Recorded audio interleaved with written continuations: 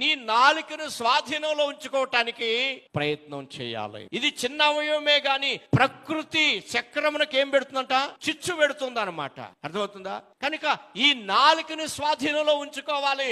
చాలా మంది నాలుకను స్వాధీనంలో ఉంచుకోరు. ఏ మాటలు పడితే ఆ మాటలు మాట్లాడేసేసి తర్వాత సారీ, ఇంగ్లీష్ లో ఒకటి ఏంటంటే సారీ అనే మాట, అదొకటి నేర్చుకున్నారు. సారీ ఎంత భయంకరమైనటువంటి మాటలు మాట్లాడేసేసి సారీ అంటే అయిపోతుందా? ఒక దెబ్బ కొట్టినా సరే, కొట్టేశానని అంటే ఎవరైనా ఒప్పుకుంటాడు కానీ తిట్టేసేసి అన్ని తిట్టేసి అనాల్సిన మాటలన్నీ అనేసేసి ఇతరుల హృదయాన్ని గాయపరిచి అగ్ని బాణములాగా వారి హృదయాలను గుచ్చేటువంటి మాటలు మాట్లాడి చివరికి సారీ అంటే అయిపోతుందా? ప్రియమైన దేవుని బిడ్డలారా, జాగ్రత్త.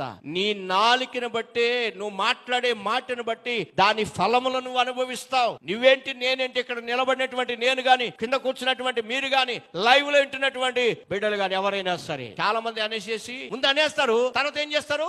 నాలుకను కొరికేస్తారు.